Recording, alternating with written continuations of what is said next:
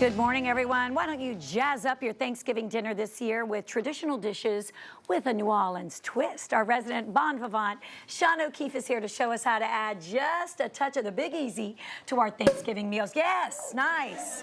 It's a celebration, Thanksgiving. Today so we have to have a little toast to I start. love it. How are you? This I'm very well. How are you this morning? Amazing. I am doing great. Well, I heard you were coming on, so I knew I would eat well. But let's talk about it. We're going to take a New Orleans approach to Thanksgiving this year.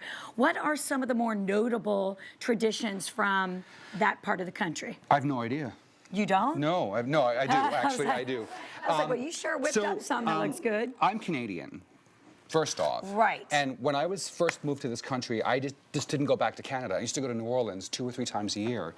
And it's sort of the hybrid of both countries, right? So it's Acadian. Right. So you're bringing in a lot of Atlantic Canadian kind of cuisines. Right. And you're also bringing in a lot of classic French preparations. So it's a mix of those cultures that have been Americanized over the years. Right. And it was my favorite place to go. In New Orleans and Thanksgiving, it's always, there's oysters and there's squab, and there's anything that you can shoot that's flowing down the Bayou Teche. You know, I mean, that's what it is, right? Right. And I thought to myself when I was getting ready for the segment today that, oh, by the way, here. Thank you. That, you know, we celebrate to your health. We celebrate in this country in many different ways, depending on where we are. And New Orleans has a flair about it, which is so incredible. And they do things a little bit differently. Now, I'm sure there are families down there that have a classic turkey dinner. Right. But they have other things that they do instead, some of which I've brought ahead to show you. Okay, well, show me, because I know a lot of us do like to kind of mix it up every now and then. After a certain amount of years, they don't want the crowd to be bored with what they're preparing. So show us some ways that we can kind of elevate our meal. So what I've done is I've decided, what if we just didn't want to do turkey? What if the tryptophan was too much for everybody? And last year, everyone passed out and fell asleep, and the house caught on fire, and everyone burned. So I thought, let's do... Sean O'Keefe. Sorry. That was very dramatic. dramatic. I decided it was dramatic. It never really happened. Yes. But what I did was a crown roast of pork. And that's basically the pork loin bone in, buckled back around itself, and then tied. Always be sure to remove the string before you serve it to your guests. Yes. It doesn't chew so well.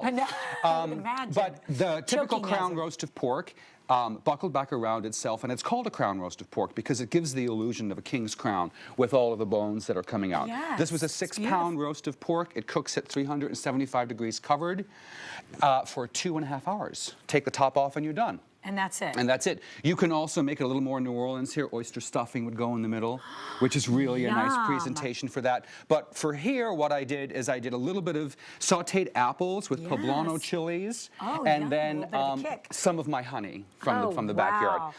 That looks beautiful. And how long would this, you said it's 6 pounds? This is a 6-pound roast, and it was 2.5 hours at 375, completely covered. And the color that happened, all happened under the foil in the oven at about 4:30 this morning. Oh my gosh, just beautiful. And how many people would it be able to feed?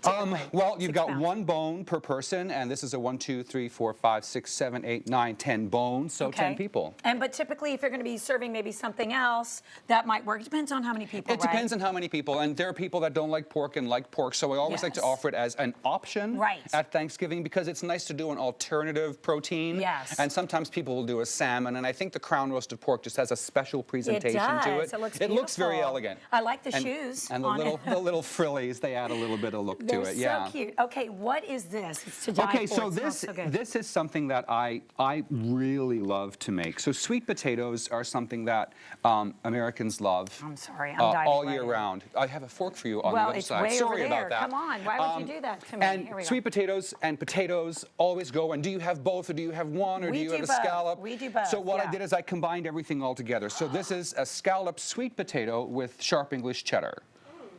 Thyme, a little bit of cream, baked in the oven on the shelf above this at 4:30 this morning.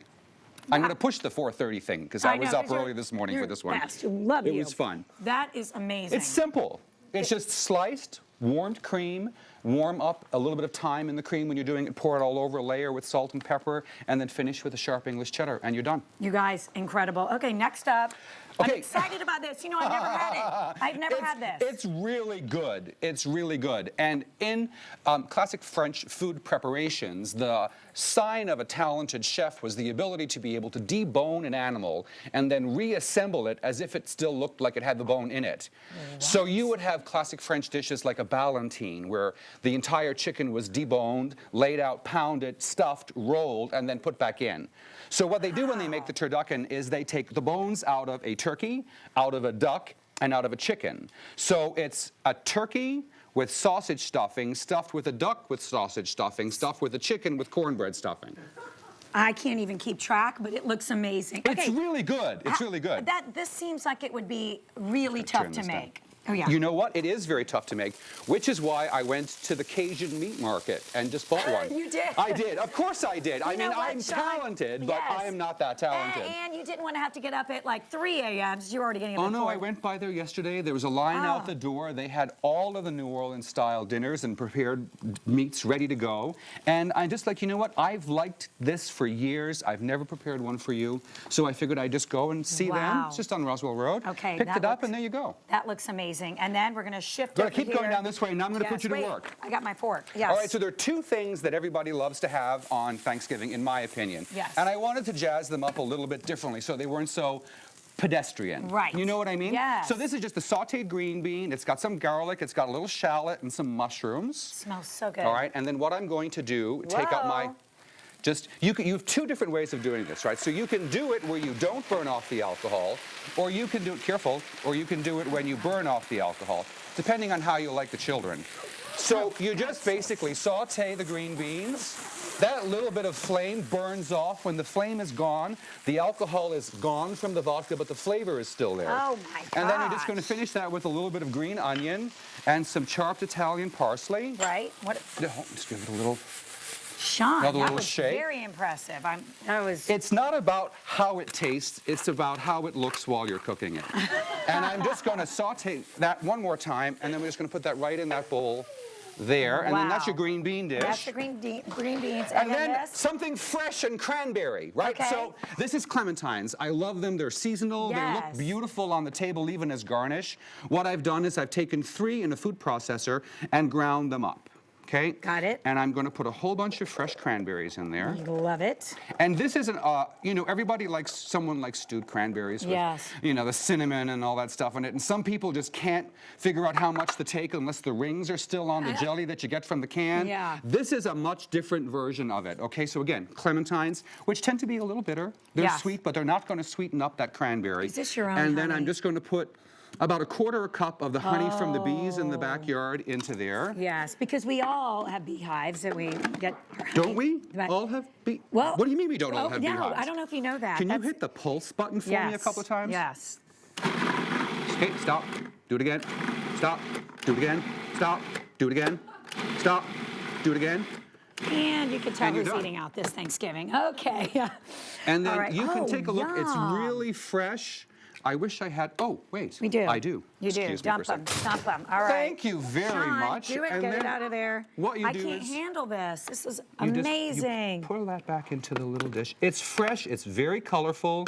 And there's Gotta no have a salt and bite. pepper. It's just the cranberry. Just cranberries and the clementines. and a little fresh honey. It tends to brighten up everything. Yum. It's good. It's simple. It's easy. So flavorful. I'm thankful for you. Have I told you that lately? Thank you. Mwah. Thank you. If you want to chat with this man about anything, design, culinary, lifestyle ideas, please go to his Facebook page. Thank you. I've been dying for a bite. At Sean O'Keefe Events. Sean O'Keefe Events. And don't go anywhere if you're taking the family out of town. We're going to tell you how to get there safely. Talk to a travel expert, but I got to have a bite of this. There you go. I'm not even wasting the gravy. I'm just putting it right on the palm of my hand. Good, right?